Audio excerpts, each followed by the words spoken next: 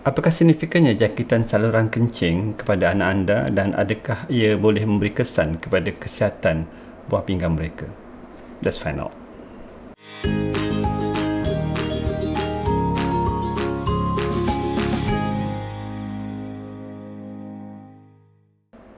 Assalamualaikum warahmatullahi wabarakatuh. Dr. Saiful ni.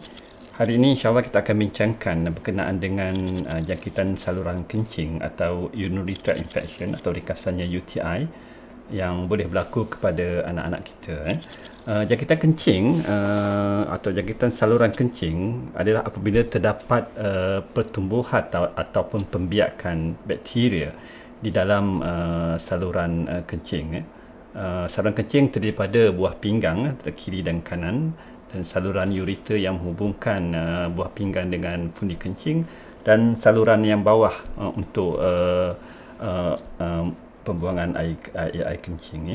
Ini merupakan sistem urinary tract atau sistem saluran kencing, dan sistem ini merupakan sistem satu hala di mana darah masuk ke buah pinggang dan buah pinggang akan turas darah tersebut, dan darah yang bersih akan masuk ke dalam badan semula, dan air kencing akan terkumpul dalam pundi kencing dan seterusnya akan keluar melalui saluran ureter. So there's no backflow sebab terdapat injap di antara pundi kencing dengan saluran ureter dan tidak membenarkan aliran ke belakang. Jangkitan kencing merupakan jangkitan yang agak kerap juga berlaku kepada kanak-kanak. Dianggarkan dalam 5% demam disebabkan oleh jangkitan adalah disebabkan oleh jangkitan kencing. Dan di Amerika Syarikat data menunjukkan dalam 2.4% hingga 2.8% kanak-kanak mendapat jangkitan kencing setiap tahun. Jangkitan kencing lebih kerap berlaku pada kanak-kanak lelaki pada umur-umur yang awal. Pada tahun pertama, kanak-kanak lelaki lebih kerap mendapat jangkitan kencing, dan apabila mereka setahun ke atas, jangkitan kencing lebih kerap berlaku kepada kanak-kanak perempuan. Kanak-kanak perempuan mempunyai saluran uretra yang pendek dibandingkan kanak-kanak lelaki, dan kemungkinan disebabkan bila mereka besar, mereka senang mendapat jangkitan kencing dibandingkan dengan kanak-kanak lelaki. Jangkitan kencing ini boleh berlaku pada dua tempat. Jika ia berlaku kepada bahagian atas, bahagian menyebabkan buah pinggang, kita katakan pyelonephritis, dan ini lebih kerap berlaku pada umur-umur yang awal. Dan jika ia hanya melibatkan bahagian bawah, bahagian pundi kencing, kita panggil cystitis. Cystitis ini boleh lebih kerap berlaku pada kanak-kanak yang berumur setahun ke atas. Bagaimana jangkitan kencing boleh terjadi? Jangkitan kencing boleh terjadi apabila bakteria yang boleh menyebabkan jangkitan kencing atau kita panggil uropathogen yang berada di bahagian bawah, yang di bahagian uretra, boleh naik ke atas ke pundi kencing, dan dia akan membiak di pundi kencing dan menyebabkan jangkitan saluran kencing. Jika bakteria ini naik ke atas ke buah pinggang, maka ia akan melibatkan jangkitan buah pinggang yang kita panggil pyelonephritis. Jangkitan ini lebih kerap berlaku, jangkitan buah pinggang, jangkitan kepada buah pinggang ini lebih kerap berlaku kepada kanak-kanak yang berumur setahun ke bawah, kerana injap di antara pundi kencing dan saluran ureter itu masih kadang-kadang belum berfungsi dengan baik, dan apabila mereka kencing daripada cecair daripada pundi kencing boleh naik ke atas melalui saluran ureter. Apabila mereka besar, injap ni sudah cukup kuat di mana tidak terdapat aliran ke atas, maka jangkitan yang melibatkan buah pinggang ini kurang berlaku, melainkan mereka terdapat masalah injap ini di kemudian hari. Bakteria yang selalu menyebabkan jangkitan kencing adalah bakteria daripada usus. Contohnya E. coli yang paling kerap, bakteria yang paling kerap menyebabkan jangkitan kencing, bakteria daripada usus. Di samping itu terdapat bakteria-bakteria lain seperti bakteria Pseudomonas, Klebsiella, Enterococcus, grup B Streptococcus, dan banyak juga bakteria lain yang boleh menyebabkan jangkitan kencing, tapi yang paling kerap adalah bakteria usus yang kita panggil E. coli. Apakah faktor-faktor yang ada yang boleh menyebabkan kanak-kanak tersebut mempunyai risiko yang tinggi untuk mendapat jangkitan kencing? Pertamanya, jika terdapat keabnormalan, abnormality dalam struktur saluran kencing mereka. Contohnya, mereka mempunyai bentuk buah pinggang yang abnormal, mempunyai saluran ureta yang abnormal seperti mempunyai dua saluran, mempunyai injap antara ureta dan pundi kencing yang tidak berfungsi, kita panggil vesicatory reflux. Begitu juga jika mereka injap yang abnormal di bahagian ureta yang kita panggil post-uretral valve. Semua ini boleh menyebabkan aliran kencing tidak normal dan menyebabkan risiko untuk mendapat jangkitan kencing. Jika fungsi pundi kencing atau fungsi usus juga terganggu, seperti contohnya mereka mempunyai masalah saraf yang menyebabkan pundi kencing tidak boleh mengecut dengan betul, menyebabkan senang mendapat jangkitan kencing. Jika kanak-kanak tu bermasalah sembelit atau constipation, ini boleh menyebabkan saluran bahagian rectum, bahagian bawah usus tu boleh mengembang dan boleh menyebabkan tekanan kepada pundi kencing dan boleh menyebabkan aliran kencing terganggu. Ini juga merupakan risiko untuk mendapat jangkitan kencing. Jika kanak-kanak tersebut suka menahan kencing, buat retensi kepada kencing, juga boleh menyebabkan senang mendapat jangkitan kencing, di mana bakteria itu boleh senang ada masa untuk masuk ke dalam pundi kencing. Sebab apabila kita kencing, selalunya kita akan flush bakteria yang berada di saluran luar tu, dan kemungkinan bakteria tu tak ada masa untuk masuk ke dalam pundi kencing. Tapi jika kanak-kanak suka tahan, asyik main sahaja sampai lupa hendak buat kencing, orang kata radat sangat main sampai lupa nak kencing, merupakan risiko untuk mendapat jangkitan kencing. Lagi satu faktor yang menyebabkan kanak-kanak risiko lebih tinggi untuk dapat jangkitan kencing untuk kanak-kanak lelaki, jika kanak-kanak itu tidak bersunat.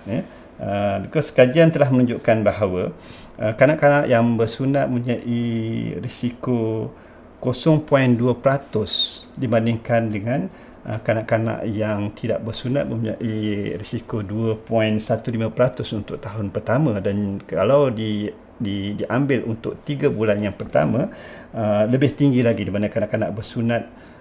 Kanak-kanak yang tidak bersunat mempunyai risiko 2.1% dibandingkan dengan 2.4%. Kanak-kanak yang tidak bersunat mempunyai risiko 20.1%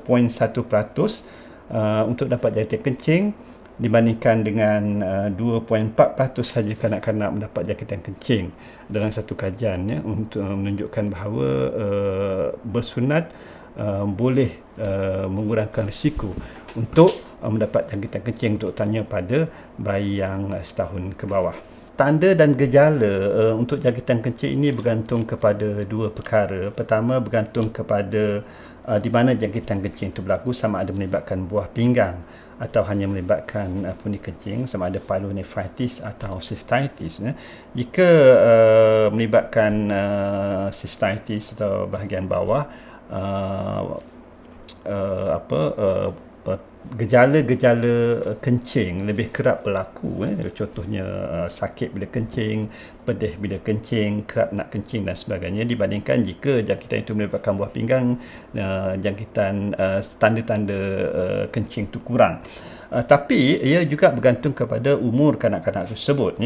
Jika kanak-kanak tu sudah besar, maka mereka boleh memberitahu tentang jangkitan simptom-simptom tersebut, seperti kerap nak kencing, pedih bila kencing, sakit bahagian bawah perut dan sebagainya.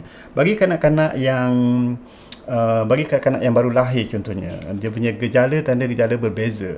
Contohnya, kanak-kanak yang baru lahir mungkin mempunyai gejala seperti kuning yang berpanjangan. Sebab itu, kalau kanak-kanak mempunyai kuning yang berpanjangan, prolonged jaundice.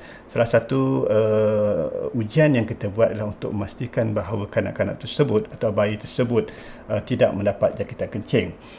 Begitu juga dengan kanak-kanak yang umur lebih atau kurang daripada setahun, dia punya tanda-tanda tidak berapa spesifik, ya. Dia lebih kepada tidak selesa atau menyusu tidak kuat, ya. Berat badan tidak naik,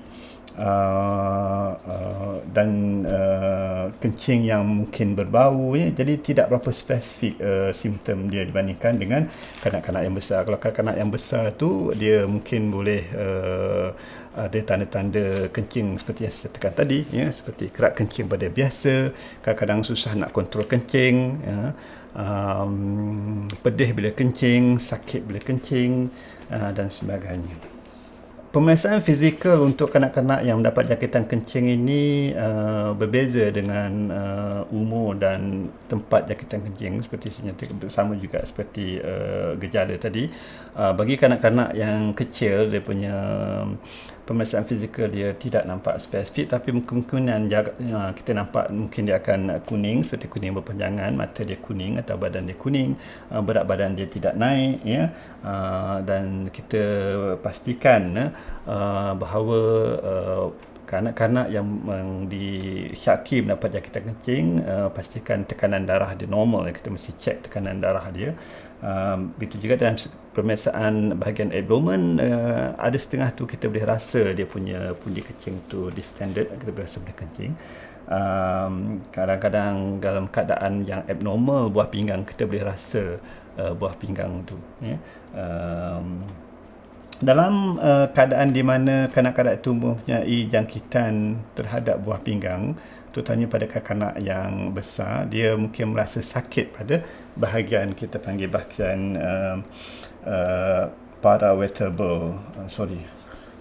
costovertebral, bahagian belakang, bahagian costovertebral dekat bahagian tulang belakang dan tulang rusuk, di mana bahagian itu akan rasa sakit jika jangkitan itu melibatkan buah pinggang.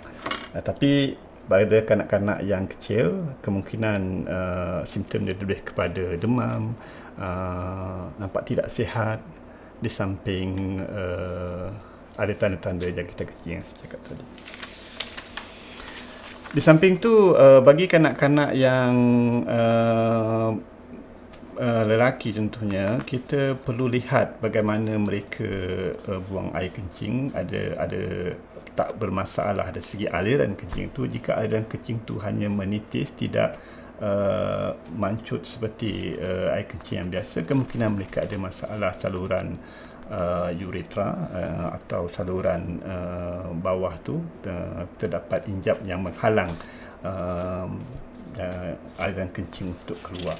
Apakah ujian-ujian yang kita lakukan apabila kita syaki kanak-kanak tersebut mengalami atau mendapat jangkitan kencing? Dan of course yang penting adalah ujian kencing. Ujian kencing tu boleh dibagi kepada dua, iaitu pertamanya ujian yang kita panggil microscopic full examination, microscopic examination UFME, di mana kita akan melihat kencing tersebut secara mikroskopik, sama ada terdapat sel-sel jangkitan seperti leukosit, ya, dan juga ada tak terdapat bakteria dalam air kencing tersebut, dan kadang-kadang kita boleh dapat darah dan sebagainya yang boleh suspek untuk jangkitan kencing, tapi dia tidak confirmative, ya, dia tidak konfirmatif untuk jangkitan kencing. Jadi untuk mengkonfirmkan jangkitan tersebut, jangkitan kencing, kita kena buat satu lagi ujian kencing yang kita panggilkan ujian culture and sensitivity, di mana kita akan kultur kencing tersebut untuk tengok sama ada kuman ada tumbuh atau tak, dan kita akan uji antibiotik apa yang boleh bunuh kuman tersebut. Itu kita katakan urine culture and sensitivity. Cumanya untuk ujian culture dan sensitivity ini agak penting untuk kita memastikan pengambilan sampel kencing tersebut dalam keadaan yang betul. Jika kita ambil kencing tu dalam keadaan yang tidak betul, maka sampel kencing itu akan tercemar dan ujian itu akan tidak tepat, di mana kuman-kuman luar akan masuk ke dalam kencing tu, dan apabila kita kultur kencing tu, maksudnya kuman-kuman lain akan tumbuh dalam sampel tersebut, dan kita tidak boleh pastikan sama ada kanak-kanak tersebut dapat jangkitan kencing atau tidak. Ada beberapa cara untuk mengambil kencing untuk ujian ni. Pertamanya kita guna urine bag, kita letak bag kecil, sterile bag kecil ke bahagian sulit kanak-kanak tersebut dan tunggu dia kencing. Tetapi ujian ini selalunya tinggi untuk mendapat kontaminasi, lebih kurang 70%. Ujian ini selalunya ada kontaminasi. Tapi kalau ujian ini tunjuk tiada jangkitan kencing, tiada kuman yang tumbuh, jadi kita boleh kata kanak-kanak tersebut tiada jangkitan kencing. Kedua, pengambilan kencing adalah mengambil kencing yang kita panggil midstream urine collection, di mana kanak-kanak tersebut kencing, dan pada pertengahan kencing kita ambil kencing tersebut. Ini pada kanak-kanak yang boleh kontrol kencing tersebut. Pada kanak-kanak yang tak boleh kontrol, kita boleh ambil, kita panggil clean catch urine collection, terutamanya kanak-kanak lelaki, bayi contohnya. Apabila telah susu, kita tunggu dia kencing, standby dengan botol. Apabila dia kencing saja, dan kita tangkap kencing tersebut dengan botol tersebut, dan kita boleh hantar kencing tersebut. Lagi satu cara adalah menggunakan tube, atau kita panggil in-out catheterization. Tube catheterization, dia punya ketepatan dia lebih kurang 70%, tetapi agak invasif, mana kita akan masukkan tube ke dalam saluran ureter, ke pundi kencing, dan mungkin kanak-kanak tu tidak selesa sedikit. Lagi satu cara yang paling tepat adalah menggunakan jarum dan terus cucuk ke pundi kencing, terus cucuk ke pundi kencing untuk mengambil kencing, dan ini merupakan ujian yang paling tepat, gold standard for urine culture sensitivity, dan ketepatan dia memang agak tinggi, tetapi merupakan ujian yang agak bergantung kepada jika pundi kencing itu penuh, senang nak dapat. Kalau pundi kanak-kanak sudah kencing, susah kita nak cucuk. Jadi penting untuk pengambilan sampel tu dengan cara yang betul untuk memastikan ujian tersebut tepat.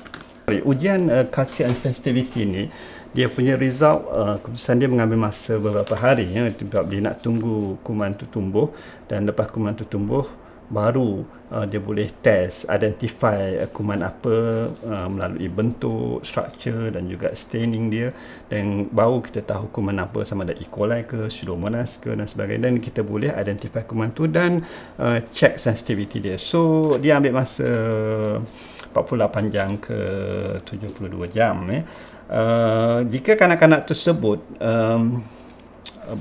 berada dalam keadaan yang tidak sihat, terutamanya pada bayi, dan dimasukkan ke ward, maka ujian-ujian lain seperti ujian-ujian darah, ujian darah untuk memastikan berapa tinggi sel darah putih dia, dan juga ujian untuk melihat fungsi buah pinggang dia, kita panggil renal profile, dan juga kalau kanak-kanak tu berada dalam keadaan yang toxic looking, nampak memang betul-betul tak sihat, demam yang tinggi, terutamanya bayi, kita juga mengambil blood culture and sensitivity untuk memastikan tiada kuman dalam darah dia. Kadang-kadang apabila jangkitan kencing tu teruk, dia boleh pergi ke buah pinggang, di samping boleh pergi ke darah, dan menyebabkan kita panggil septicemia yang boleh bahaya kepada kanak-kanak atau bayi tersebut. Ujian lain yang kita buat adalah ujian, kita panggil ujian ultrasound, untuk melihat bentuk buah pinggang, sama ada buah pinggang tersebut normal dari segi saiz, dan adakah yang kita panggil hydronephrosis di mana terdapat tekanan lebih dalam buah pinggang tu disebabkan oleh tekanan daripada luar, daripada ureter tu ke buah pinggang, menyebabkan buah pinggang tu mempunyai terlebih air, kita panggil sebab kita kata hydronephrosis, dan tekanan di bahagian buah pinggang tu menyebabkan bentuk buah pinggang tu berbeza.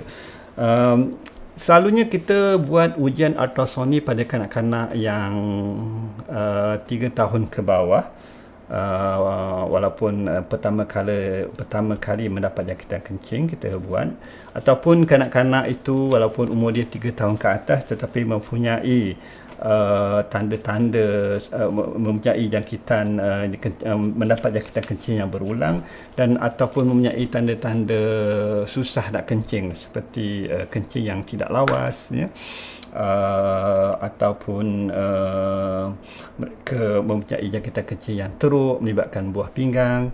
Jadi kita kena buat ultrasound ni walaupun mereka umur lebih daripada 3 tahun dan mendapat jangkitan kencing pertama kali. Di samping ujian ultrasound, terdapat ujian lain yang kita panggil MCU atau Mid-Tooting Cystourogram, di mana ujian ini dilakukan jika kanak-kanak tersebut mempunyai jangkitan kencing yang berulang dan juga mempunyai mendapat jangkitan yang melibatkan buah pinggang dan juga mempunyai aliran kencing yang tidak normal. Ini adalah untuk memastikan bahawa injap yang saya nyatakan tadi di antara saluran ureter dengan pundi kencing itu berfungsi dengan baik. Jika ujian ini menunjukkan terdapat aliran kencing daripada pundi kencing naik ke atas ke buah pinggang, maka menunjukkan dia ada keadaan yang kita panggil vesicule urinary reflux, di mana every time setiap kali dikencing, kencing akan naik ke atas dan boleh pergi ke buah pinggang dan menyebabkan jangkitan buah pinggang disebabkan keadaan fungsi injap yang tidak normal, ya. Sama ada daripada lahir dia sudah ada injap yang tidak normal atau berlaku kemudian. Jika kanak-kanak tersebut pernah mendapat jangkitan buah pinggang atau pyelonephritis, jangkitan kencing melibatkan buah pinggang, pyelonephritis, atau mereka mendapat ada kita panggil vesicule reflux, terutamanya grade 2 dan ke atas yang melibatkan buah pinggang, maka ujian yang berikutnya perlu dilakukan, iaitu ujian yang kita panggil DMSA scan. DMSA itu adalah isotop yang kita masukkan ke dalam darah, di mana buah pinggang itu akan mengambil isotop itu dan kita akan lihat outline buah pinggang itu, sama ada terdapat tak bahagian buah pinggang yang tidak berfungsi atau yang berparut, yang kita panggil scarred, bahagian buah pinggang yang berparut. So jika sebahagian daripada buah pinggang itu tidak boleh mengambil isotop ini, dan kita boleh kata bahawa bahagian tersebut is already scarred atau berparut. Dan jika terdapat parut kepada buah pinggang, maka kanak-kanak tersebut perlu membuat follow up atau rawatan susulan seumur hidup, because kita kena pastikan bahawa mereka tidak develop masalah seperti tekanan darah tinggi dan boleh menyebabkan fungsi buah pinggang, kegagalan fungsi buah pinggang, end stage renal disease, ya. So penting untuk kita pastikan keadaan ini jika ia melibatkan bahagian buah pinggang. Dari segi rawatan jangkitan kencing, ia bergantung kepada keadaan pesakit tersebut, ya. Jika bayi yang mendapat jangkitan kencing dan dia juga demam, ya, jadi kita kena rawat secara agresif, di mana kita akan masukkan ke ward dan buat ujian-ujian yang saya cakap tadi, dan memerlukan rawatan antibiotik secara intravenous atau masuk dalam darah, kerana kita perlu memastikan rawatan itu penyakit dirawat dengan segera, kerana ia boleh menyebabkan komplikasi seperti jangkitan ke buah pinggang dan juga jangkitan ke dalam darah dipanggil septicemia. Jika kanak-kanak yang lebih besar dan stabil, kita boleh merawat kanak-kanak tersebut secara pesakit luar, di mana kita perlu bagi antibiotik. Namun begitu, perlu saya ingatkan sekali lagi bahawa pengambilan kencing untuk ujian culture dan sensitivity perlu dilakukan sebelum sebarang antibiotik dimulakan. Jika kita mulakan antibiotik dan kemudian baru kita ambil ujian untuk culture tu, jadi ujian itu akan jadi tidak tepat, ya. Dan jika kanak-kanak tu tidak respon kepada antibiotik yang kita bagi, maka kita tidak tahu antibiotik apa yang perlu dibagi, sebab kita tidak buat ujian culture and sensitivity tersebut, ya. Jika kanak-kanak tersebut mempunyai masalah-masalah lain seperti masalah-masalah saluran kencing yang tersumbat, masalah injap dan sebagainya, maka kanak-kanak tersebut perlu dirujuk ke pakar buah pinggang, dan kadang-kadang perlu juga dirujuk kepada pakar urologi atau pakar bedah saluran kencing untuk mendapat rawatan seterusnya. Akhir sekali kita akan bicarakan berkenaan dengan pencegahan jangkitan saluran kencing. Ya. Pertamanya, setelah nyatakan tadi bagaimana bayi yang bersunat mempunyai risiko yang lebih rendah untuk mendapat jangkitan kencing dibandingkan dengan bayi yang tidak bersunat. Dalam satu kajian menunjukkan 20% kanak-kanak yang tidak bersunat mendapat jangkitan kencing dibandingkan hanya 2% kanak-kanak yang bersunat mendapat jangkitan kencing untuk kanak-kanak yang 3 bulan ke bawah. Dan Akademi Pediatric Amerika, AAP, American Academy of Pediatrics, telah memberi kenyataan bahawa bersunat merupakan ada kebaikan, dan salah satu kebaikannya adalah mencegah jangkitan kencing untuk bayi. Lagi satu perkara yang kita perlu ambil perhatian adalah supaya kita tidak memberi antibiotik secara tidak terkawal kepada anak kita, kerana pemberian antibiotik yang tidak terkawal menyebabkan flora dalam usus itu terganggu, dan ini menyebabkan bakteria-bakteria yang boleh menyebabkan jangkitan yang kita panggil uropathogen boleh berkoloni lebih senang dibandingkan jika kita punya usus berada dalam keadaan yang flora usus berkeadaan dalam keadaan yang baik, untuk mencegah daripada pembiakan bakteria-bakteria yang tidak baik seperti E. coli dan sebagainya. Seterusnya, kita perlu elak anak kita daripada sembelit, kerana sembelit boleh menyebabkan usus bawah atau rektum kita mengembang, dan ini boleh menekan pundi kencing dan saluran kencing dan menyebabkan aliran kencing terganggu. Ya. Jadi kalau kita nak sembelit, pastikan mereka sembelit, dan seterusnya pastikan mereka tidak menahan kencing. Setengah budak dia suka tahan kencing, tak nak kencing sebab contohnya kat sekolah tandas tak bagus, ya, atau main sangat sampai lupa, tengok TV sampai lupa nak kencing. Begitu juga bila kita mengelap bayi, ya, terutama bayi perempuan, pastikan kita lap bahagian sulit mereka daripada depan ke belakang, jangan daripada belakang ke depan, akan boleh menyebabkan patogen daripada bawah tu naik pergi ke bahagian atas. Ya. Jadi saya rasa setakat itu sajalah untuk topik kita pada kali ini berkenaan dengan urinary tract infection atau jangkitan saluran kencing kepada kanak-kanak. Ya, kadang-kadang jangkitan kencing boleh memberi kesan kepada kesihatan buah pinggang mereka jika terdapat dalam keadaan tertentu di mana jangkitan kencing boleh naik ke atas, ya, jika terdapat masalah injap kepada di pundi kencing mereka. Tapi kebanyakannya jangkitan kencing ini hanya menyebabkan bahagian bawah atau sesatih. Jadi kebanyakannya boleh dirawat dengan memberi antibiotik yang betul. Dan poin yang kedua lagi, apabila kita suspek jangkitan kencing, pastikan kita mengambil kencing dengan cara yang betul untuk ujian culture dan sensitivity sebelum kita memulakan antibiotik. Jadi setakat itu sajalah. Semoga informasi ini memberi manfaat kepada kita semua. Jadi setakat itu sajalah. Happy parenting, stay safe, and I see you in the next video. Assalamualaikum warahmatullahi wabarakatuh.